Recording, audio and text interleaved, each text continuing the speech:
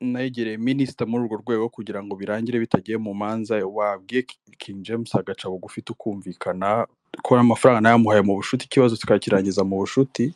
Ntago byakunze. Amakuru yangezeho ava mu biro bya minisita nuko King James yabwiye minisita ngo nta kintu ushaka kumvikana na Blaise, nakomeze inzira y'amategeko, nakomeze tujye mu manza.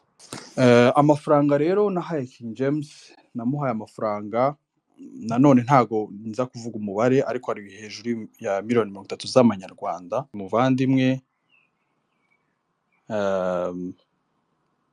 amafaranga narayakoresheje mu bibazo byanjye tumwe na tumwe nagize, ngira n'utundi dufaranga nkoresha ku ruganda. Ntabwo ngambiriye kwica izina rye, kandi kugira ngo bigere hanze nta nzira ntakoze, nta hantu ntaciye, nta uburyo bwose bushoboka narabukoze. Cyababaje umuvandimwe nuko namureze, nuko nagiye muri RIB nkamurega. Minisita n'abandi bantu benshi, abantu batazi, nijye waboherezaga.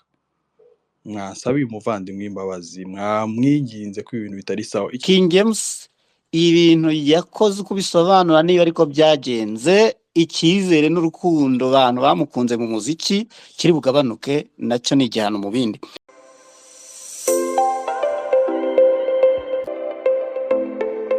Murakoze cyane, muranyihanganira.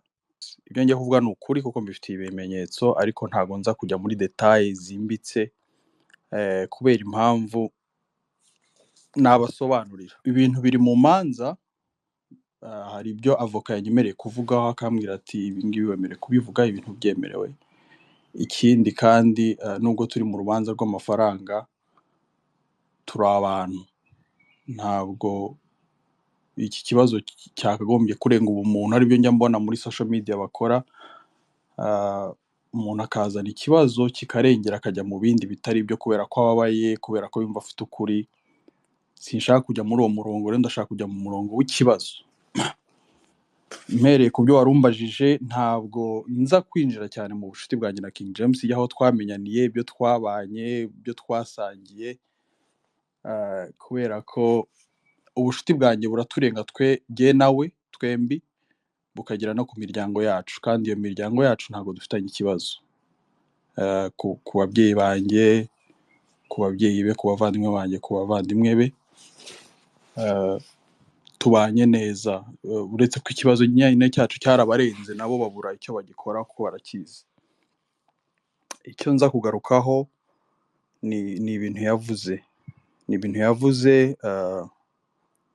jyewe natanze ikirego kuri RIB, wenda ibyo ndaza kubizaho nyuma. Icyatumye abantu mwese mumenya, nawe gutfa dukamenya, ni tweet nandikiye umukuru w'igihugu, nyakubahwa perezida wa repubulika, musaba ubufasha. Tweet nayikoze ari ibintu natekerejeho, mfite impamvu. N'abayobozi bagerageje kubimbaza, bakambaza ati kubera iki tweet. Narabasobanuriye kandi barabyumvise, ntawabigezeho ikibazo, cyane cyane ko atari jye wa mbere ubikoze. Umwitabaje, sinavuze ubusa, sinatukanye, sinagiye mu bibazo ibyo ari byo byose, navuze agahinda kanjye. Nabonye abantu benshi kuri Twitter babivugaho ngo kuki wandikiye umukuru w'igihugu, kuki umukuru w'igihugu wacu w'u Rwanda ni umubyeyi, ibyo yarabigaragaje, ibyo arabivuga. Ntabwo aha hantu ntuye cyangwa abandi bayobozi bose b'u Rwanda tubita ababyeyi. Iyo aspect y'ububyeyi rero afite niyo nakoresheje, nishyira mu mwanya w'umwana, nanjye ndamutakira. Abanyarwanda twese dufite ibyo twifuza kumumenyaho. Nta muntu wagirirwa ubuntu bwo kumujya imbere ngo abure icyo amusaba cyangwa amwifuzaho. Mu biganiro akora baramubaza ngo ukunda icyo urya iki. Abantu turamukunda birenze kuba ari umuyobozi, ari perezida. Iyo mpamvu rero niyo ya mbere nabikoze. Ntago nasuzugura urwego rwose kuko biri mu manza, ariko naravuze ni n'umubyeyi mukuru wa twese abimenye, kuko birashoboka cyane ko bishobora kurangira bitagiye mu manza. Ni nacyo nifuje. Iyindi mpamvu ya kabiri ni uko kesi igarutse negereye minisita muri urwo rwego kugira ngo birangire bitagiye mu manza, wabwiye King James agaca bugufi tukumvikana ko amafaranga nayamuhaye mu bushuti, ikibazo tukakirangiza mu bushuti, ntago byakunze. Amakuru yangezeho ava mu biro bya minisita ni uko King James yabwiye minisita ngo nta kintu ushaka kumvikana na Blaise, nakomeze inzira y'amategeko, nakomeze tujye mu manza. Imanza mbirimo, processing irimo, ariko nanone mpitamo ku bushake bwanjye kwandikira tweet. Amafaranga rero nahaye King James, namuhaye amafaranga nanone ntago nza kuvuga umubare, ariko ari hejuru ya miliyoni 30 z'amanyarwanda, ntabwo ari amadolari. Ntabwo nabonye abantu benshi bavuga amadolari miliyoni 70 ingahe, ntago nza kuyavuga kubera ko ntabyemerewe, biri mu manza, ariko ari hejuru ya miliyoni 30 y'amanyarwanda. Nayamuhaye mu bihumbi 2021 mu ntangiriro z'uwo mwaka, hanyuma nyamuha tugomba gufatanya muri business yari yatangiye. Afite uruganda rwa kawunga, ndayohereza ndamubwira nti mu mpera z'uyu mwaka muri Desambre nzaza mu Rwanda, noneho dukorane byemewe n'amategeko, tujye muri RDB, mbe shareholder, donc kuko company ye yitwa Ruhumuriza Limited, so tubihindura ibyo byose. Ndayohereza, ngeze mu Rwanda i Kigali icyo gihe muri 21 muri Desambre,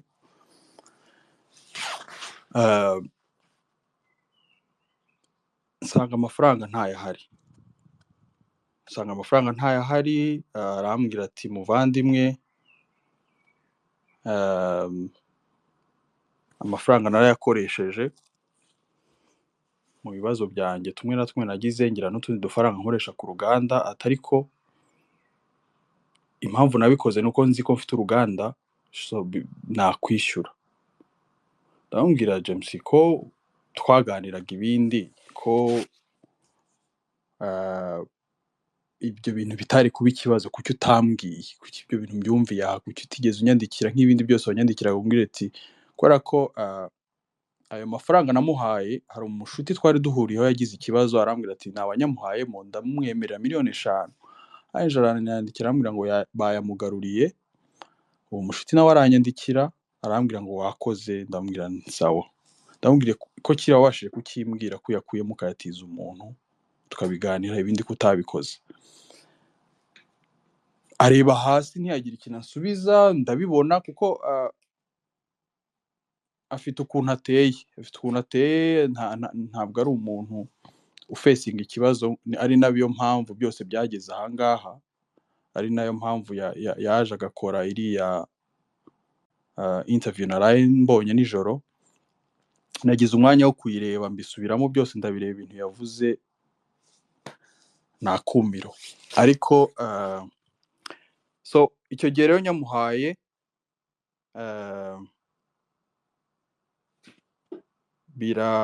birangira gutyo, buri kintu ndamubwira sasa nsubiyeyo, ubitekerezeho ushaka ikintu ukora, ufite alimentation, ufite ibindi bintu. Ngenda muganiriza mwereka n'ibyo yakora kugira aya mafaranga yagarure, dukora icyo twagambiriye. Nafashe risk, urabizi, twabiganiriyeho, ndakwizera, so sinshaka ibintu birangira kubera ikosa wakoze, rikosore ko birashoboka. Ndagenda bikomeza kubaho, nta kintu gikora. Ariko hagati aho muri icyo gihe ndi mu Rwanda iyo December, abavandimwe twari turi kumwe twagize igitekerezo cyo kujya gufasha abantu bimwe bisanzwe. Noneho mbiganiriza James, arambwira ati sinibuka niba ari wowe wabimbwiye cyangwa ari jye wabimubwiye, ariko nibuka ko twagize igitekerezo cy'uko aya mafaranga nayo kugira ngo tuyagure ibindi bintu, twajya mu ruganda tugasya ko uruganda rwari ruhari ariko rudakora, noneho iyo foto akaba ariyo duha abantu. Nanjye ndamubwira ndifuza kureba uko bikora. James araza dufata imodoka ubwacu tuyagenda twigurira ibigori, iyo modoka turayitwara tujya mu ruganda turabyikorera dusya ifu ndeba ko bikora turayibika. ah, ntabwo iyo fu twigeze tuyitanga nk'uko twabipanze, byabaye ibindi. Hanyuma ndataha dukomeza kuvugana kugeza icyo gihe njyewe numvaga ko nk'uko yabimbwiye yabinsabye, yambwiye ati nagize ikibazo ndigobotora. Nakomeje kubitwara muri iyo nzira, ariko nkavuga nti buriya azakubishyira agatima impembero atekereze agaruke ashyire ibintu ku murongo.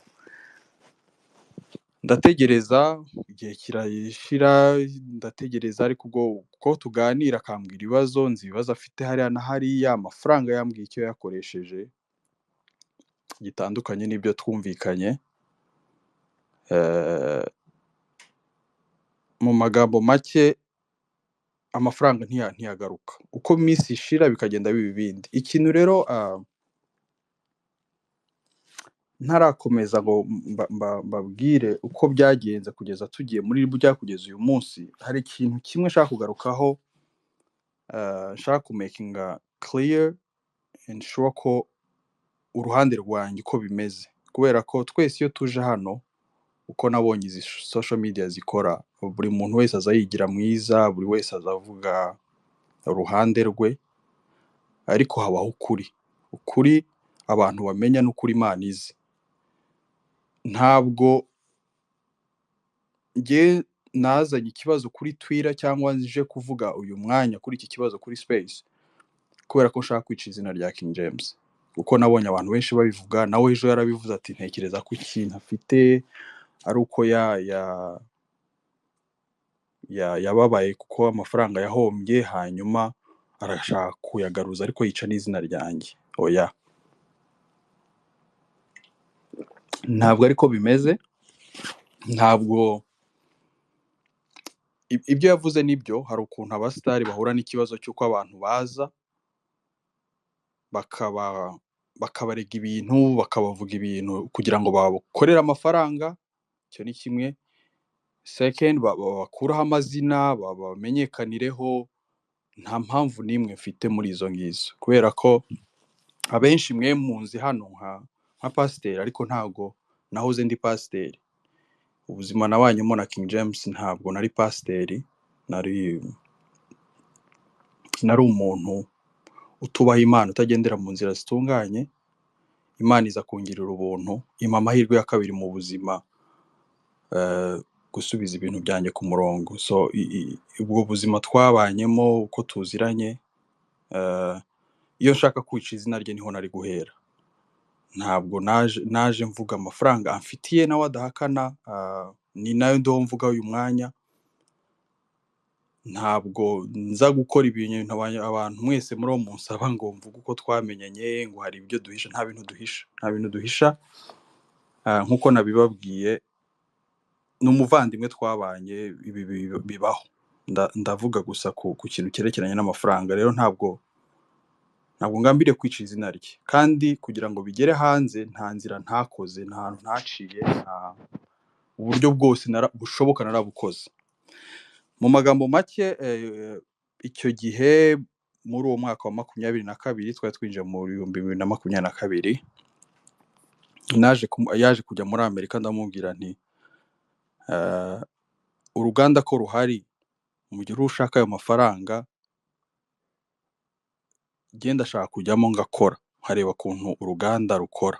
Ndashaka gushaka andi mafaranga ku ruhande, nkajyamo. Ibyo bintu mbabwira preve zabyo zirahari. Ati nta kibazo, ntiruhari se, uruganda ni urwawe, ni urwacu, jyamo nkoreramo. Biranga. Icyanze ni kimwe, hanze ibintu bibiri. Hanze management, kuko sinari mpari. Hananirana nanone capital investment, kubera ko byasabaga amafaranga menshi angana nayo naramuhaye kandi ntari ngifite. Ubuzima bwa buri munsi bw'uruganda biranga.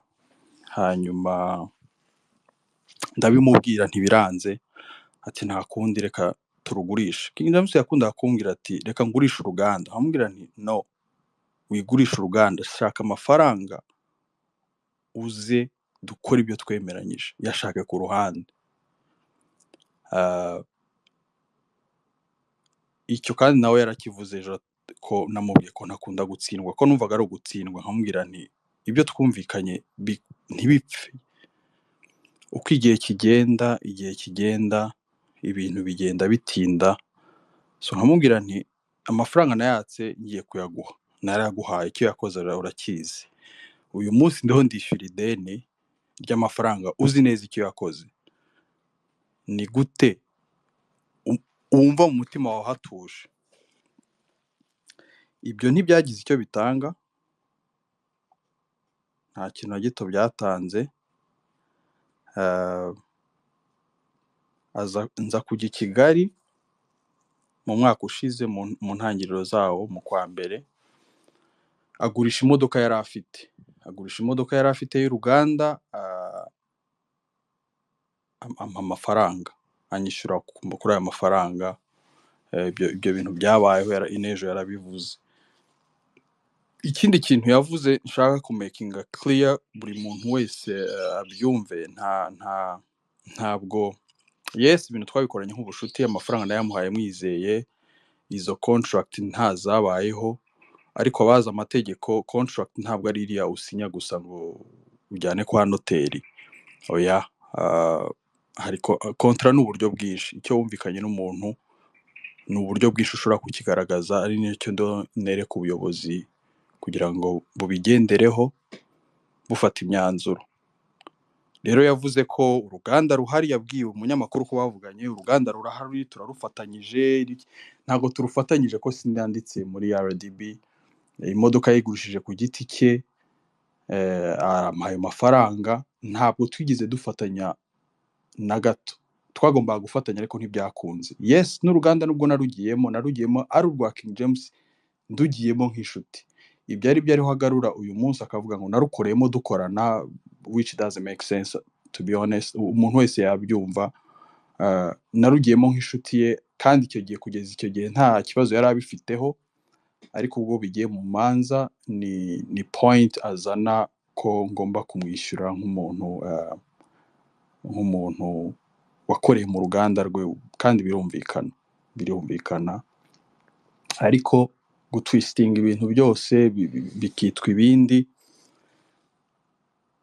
ntabwo ari byo. Ikintu kindi nshaka kuvuga rero cyababaje umuvandimwe, ni uko namureze, ni uko nagiye muri RIB nkamurega. Ntabwo nabyutse igitondo kimwe ngo numve mufitiye ishyari hanze njye kumurega. Oya, inzira zose twarazigerageje. Naramubwiye nti mpa amafaranga nibura monta runaka njye nishyura. Donc wowe wishyura ideni kuko urarimfitiye, ndeke kwishyura. Ashaka kumpa amafaranga make, kubera ko mbizi. Ndamubwira nti aha ni ukwirengagiza, urashaka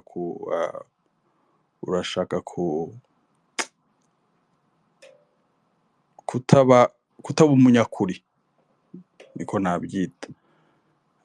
Amafaranga ndiho ngusaba si amafaranga menshi, kandi narabimweretse byose. Ntabwo ndiho nshaka kugusaba inyungu, nta nubwo ngusaba inyungu banki izanyishyuza. Oya, mpa amafaranga njye naguhaye. Ibyo ntibyakunze, mbinyuza ku bavandimwe be bakuru, baramuganiriza arabyemera, ntabashoka ati kuko twumvikana kutajya kuki ujya kundega ku bavandimwe. Ndamubwira nti turumvikana ariko ntabyo ukora, ibintu umbwira ntabyo ukora, kandi uko iminsi igenda ntabwo ugiye ku ruhande rwanjye mererwa neza. Abavandimwe baraza barambwira ati rero ibintu byanyu byatuyobeye. Avuga ibintu ejo akabihindura, avuga ibindi, ati rero byatunaniye kabisa, uzagenda utanga icyo kirego. Ndabireka bimara igihe, nca ku mushuti we twamenyanye, ari we uduhuje, nanjye nkonsidera nk'inshuti. Nawe ndamubwira nti wajya ukabwira umuvandimwe, abijyamo hagati biranga. Umwaka ushize rero njyana ikirego muri RIB. aho rero niho nabereye umwanzi ko nashatse kumufungisha donc ntari inshuti nziza ndamubwira nti amafaranga amaze imyaka wafashe imodoka urayigurisha uranyishyura yes urashaka kumpa amafaranga runaka kandi ayo mafaranga yashatse kuyampa hashize igihe Eh, winjiza amafaranga buri kwezi you know I know nta na kimwe ubikoraho ushyira inyungu zawe imbere ikibazo dufite ariko akirengagiza what do you want me to do ni icyumva kindi nakora abadukuriye jye nawe duhuriyeho dufata nk'ababyeyi nk'abantu bakuru n'abaciyeho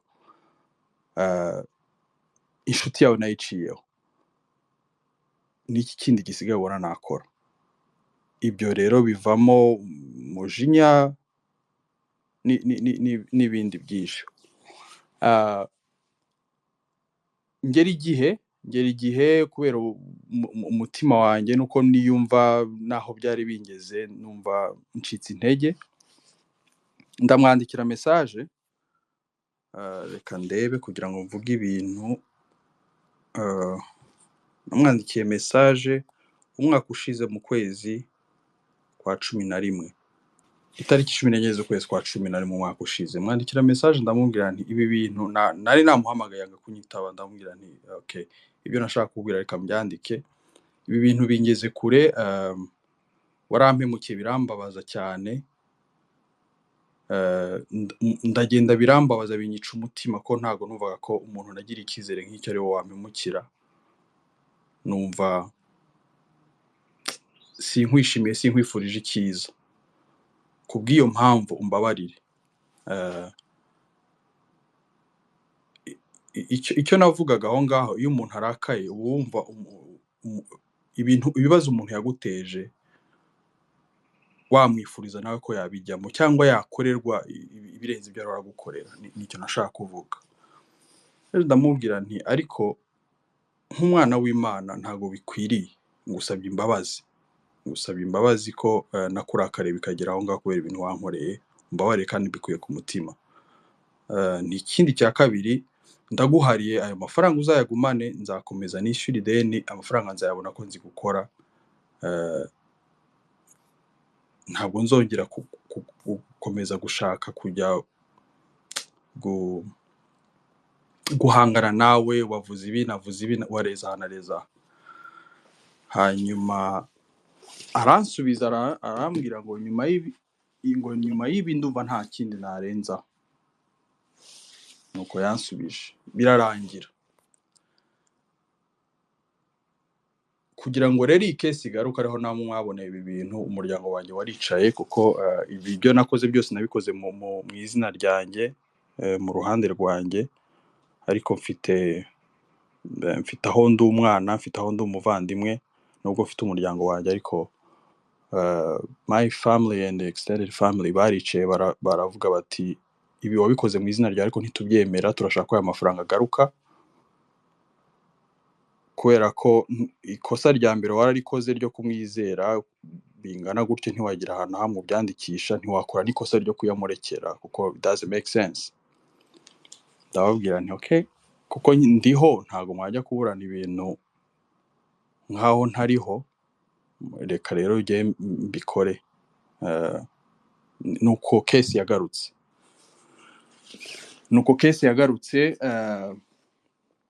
Shaka James umunsi w'ejo atanga ikiganiro yatanze naramwandikiye ibintu byari bimaze iminsi bisakuza abantu bampamagara na Godfather uri hano yaba umutangabuhamya yuko yansabye ibintu byinshi vuga ibikora ibi namubwira nanoya ntabwo siyo nzira nshaka kubitwaramo siyo ntabwo ari ntibikwiriye ko tujya mu bindi bintu birenze bituvuga by'amafaranga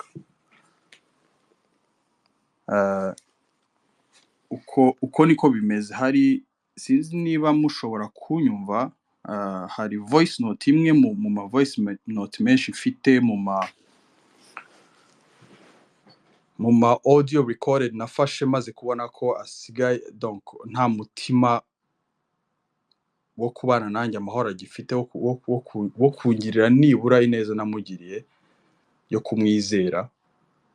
Ah, hari ibintu nagiye mbika nk'ibimenyetso ibyo twari dufite byose birahari. So reka mba playing a record if you can hear me. Muri iyo record it's a proof, muri proof nyinshi mfite, mwe murumva nk'abanyarwanda, nk'abantu bateze amatwi ibi bintu n'abandi bose bazabyumva n'abayobozi bashobora kuba bari hano, mukuremo ukuri kwanyu mukurikije ibyo mvuze n'ibyo yavuze n'iyi record. aho ni sawa. nanjye ndumva byaba ari byo byiza kubera ko nacyagiye nashatse gusa n'ubivuzeho ariko mpita mbiceceka, cyagiye umbwira iby'amakashi ukuntu byaba ari ibibazo n'ibiki. Wa mugani ntabwo twigeze tuvugana ngo mwereke ukuntu ibintu byagenze, situwasiyo nari ndimo n'ibiki byose. Rwose hari ayakoze mu ruganda, ariko hari na situwasiyo nari ndimo nyine yatumye mpura n'ibibazo byinshi bituma umuntu atanga amakashi. Nyine tugomba kubivugana wa mugani, tukabifataho umwanzuro, tukamenya ikijya mbere ko wa mugani. Abantu bataganira ikintu, nta muntu uba ufite ubusobanuro bwacyo bwuzuye, kandi wa mugani bishobora kubyara ikintu kitari cyiza tu.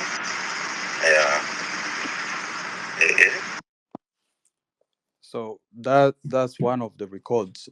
Iyi record yayinyoherereje mubwiye nti ndabona ibintu biro bifata indi sura, sinifuza ko jye nawe tuzaba abanzi kubera amafaranga naguhaye.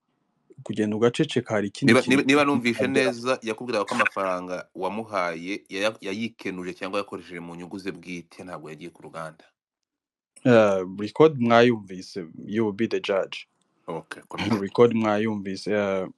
So aka ni akantu gatoya mu bindi, nuko ibindi sinshobora kubishyira hano, ariko hari igihe bizaba ngombwa ko mbishyira hanze nitujya mu manza, noneho ababishinzwe bakakuramo ibijyanye n'urubanza, ko harimo ibintu bidafite aho bihuriye n'urubanza by'ubuzima bwacu, ubushuti twari dusangiye.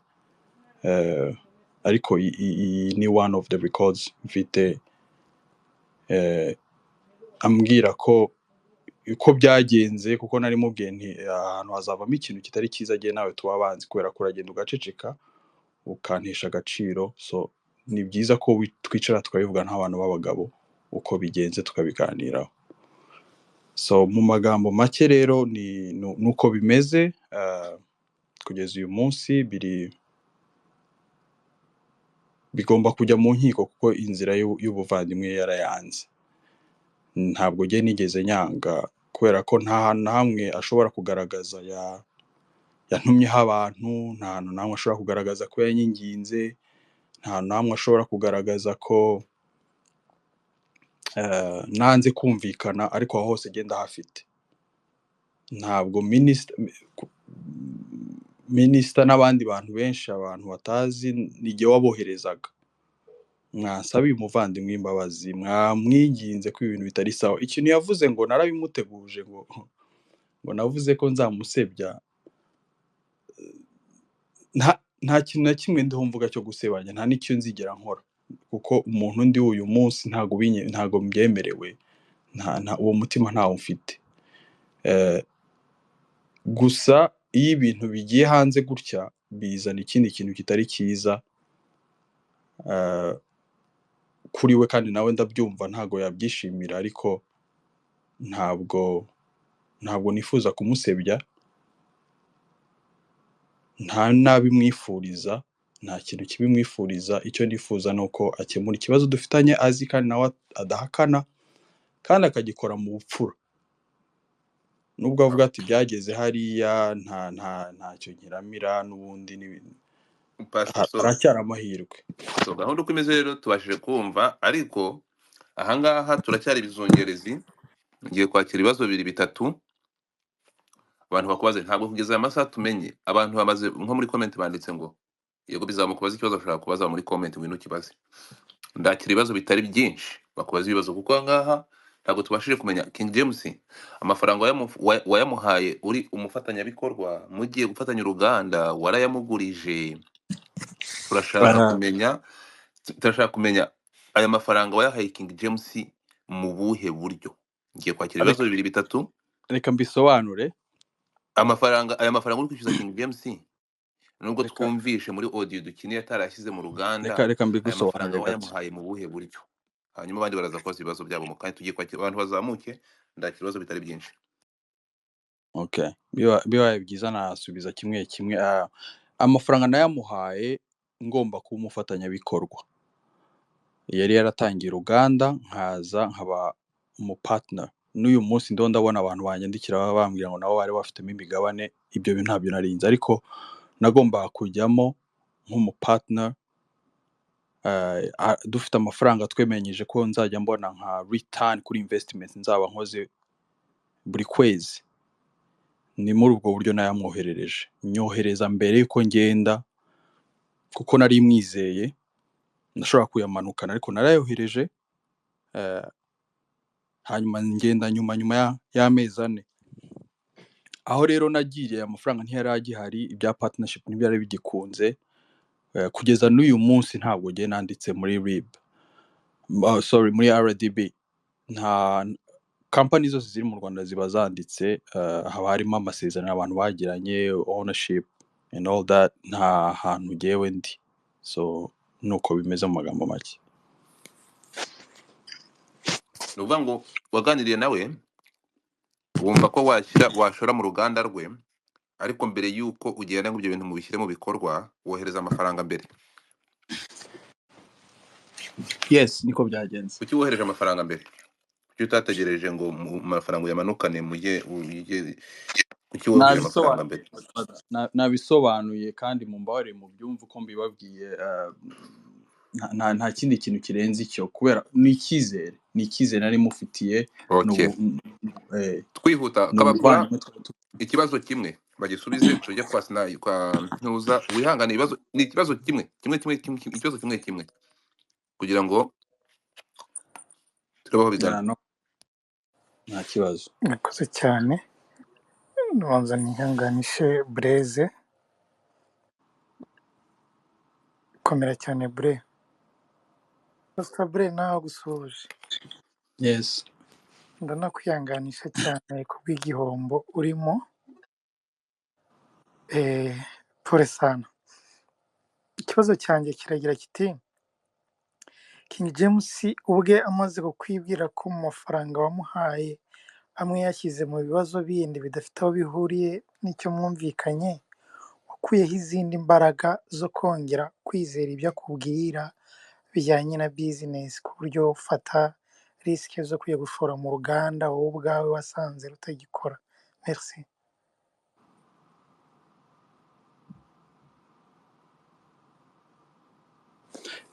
Nasubiza mbere yuko wenda undabaza. Yes sir, uragisubiza ikibazo kimwe. Yes. King James ntabwo ari unknown kuri njye, ntabwo ari umuntu utazwi cyangwa uko mwumva ngo umuntu ashobora kuza ku muntu kugira ngo bakorane business. Ni umuntu nafataga nk'umuvandimwe. Ntabwo tuva mu ndimwe, ntabwo duhuje ababyeyi mu maraso, ariko ni umuntu nafataga nk'umuvandimwe. Twabanye mu bintu byinshi. Icyo cyizere rero ni nk'uko murumuna wanjye nkurikira ashobora gukora ibintu kandi tugakomeza tukabana. Family mugiranye ibibazo ntabwo uwo munsi muhitamo mushaka ukuntu mubikemura, kandi kugeza icyo gihe nari ntarabona koko uburemere bwabyo. Nari nkimufitiye icyizere, nari nizeye ibyo yambwiye ko yahuye n'ikibazo nyine azagikemura. Naho imbaraga zavuye ni mu cyizere. Donc iyo byasaba ko nsobanura byimbitse, ariko urakoze, numvishe, urakoze cyane. ni umuvandimwe. Urakoze cyane. Sniper twihuta. Yes, nanasuje Pastor na Kasamutwe.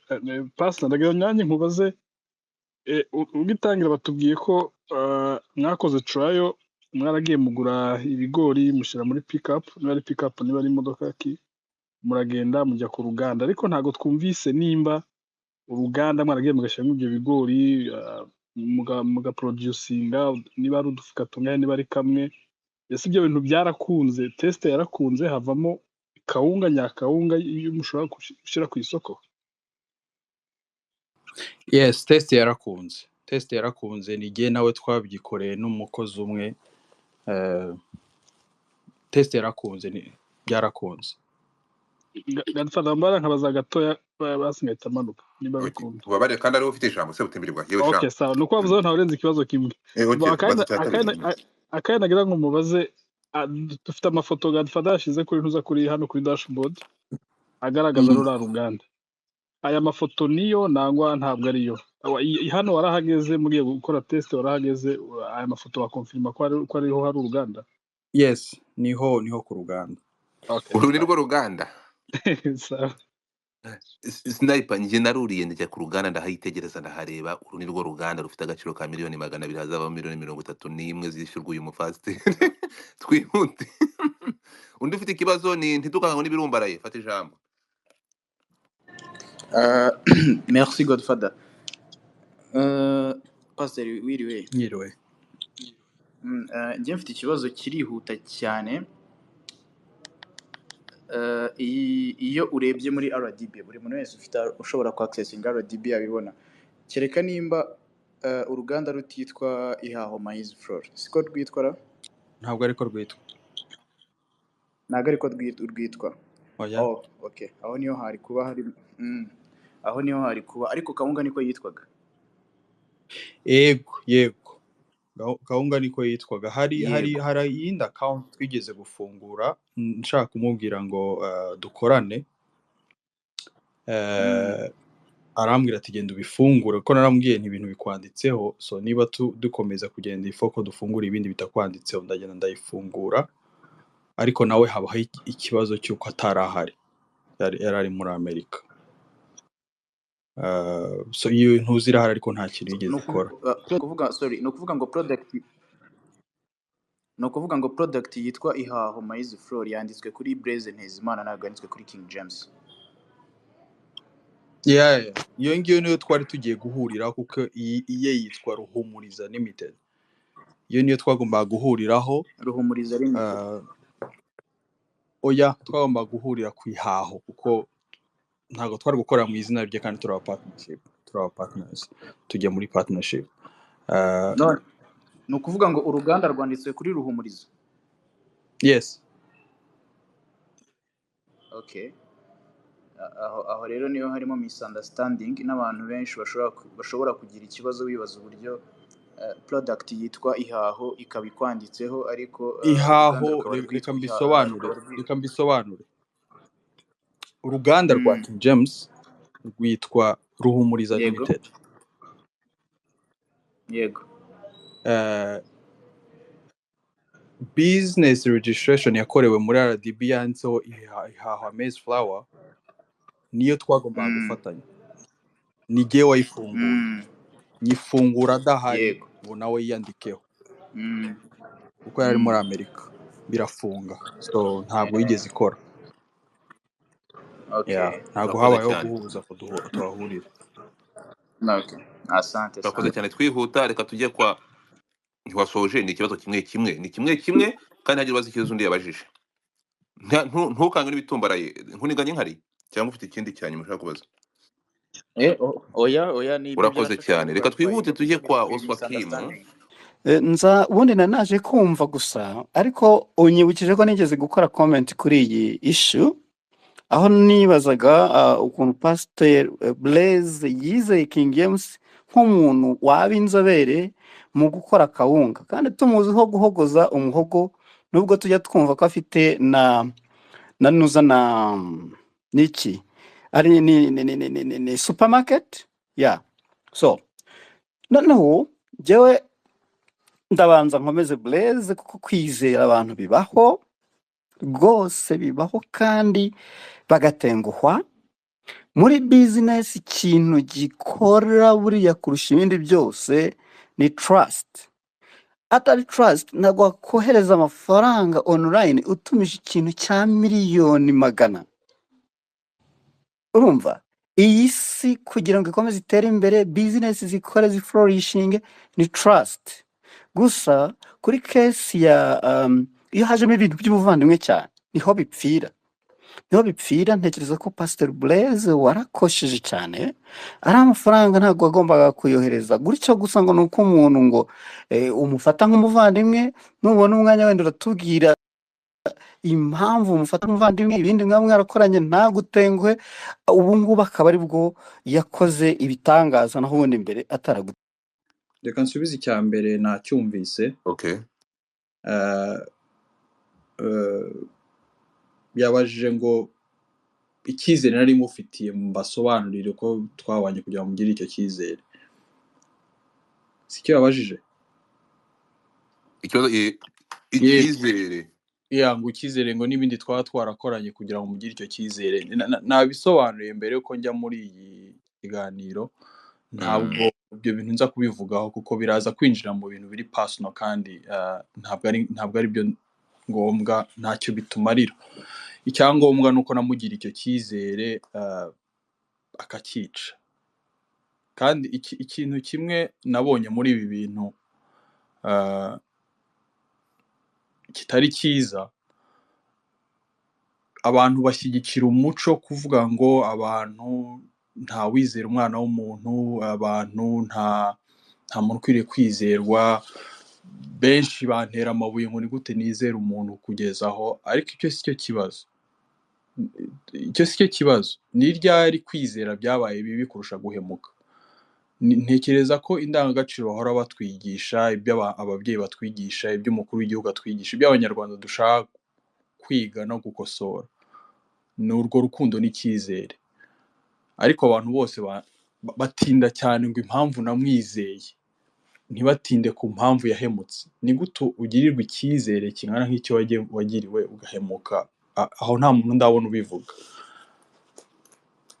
So ikibazo cya Swakim Wow. ndagisubiza, ntacyo numvise. Abantu batinda ku cyizere wagize, Hello? ntibatinde ku gihemu cyabayeho. Turakumva Swakim. icyangombwa ntabwo Okay. ari uko mbaza ngo ni kubera iki Pastor, namwizeye, keretse niba tutari abantu Pastor, dufite ubumuntu, nta Uri rukundo. kumva Swakim Pastor? Oya, ntabwo mwumva. Pastor, ibyo uvuga biri filosofike. Turagutera amabuye kuko wagiriye umuntu icyizere, aho gutera amabuye wahemutse. Ibyo turemeranya pe. King James ibintu yakoze uko bisobanura niyo ariko byagenze, icyizere n'urukundo abantu bamukunze mu muziki kiri bugabanuke, nacyo ni igihano mu bindi. Hanyuma mu bibazo nizere ko wibuka uko natangiye mvuga ko iyi si, amajyambere, ubucuruzi byose bishingira kuri trust. Atari trust ntabwo wakwishyura amafaranga online ngo uzohererezwa imodoka, ntabwo byakunda. Iyi si ni trust business. Ibyo wakoze ntawe yari nini ngutera, ariko nanone kubera ko yari business muzafatanya, iyo hazazamo inyungu urabyitondera. Sinzi niba munyumva cyangwa biro bicika. Turakumva. Yes, ndabyumva. Turakumva.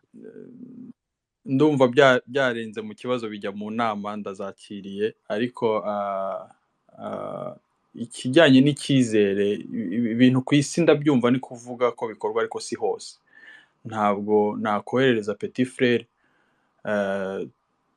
tuvukana mu nda ngo cyangwa undi muntu aho ngaho dufite imiryango ngo nkorera iki ngiki. Donc icyizere mu banyarwanda gisobanuye ikindi kurenza icyo turiho tuvuga.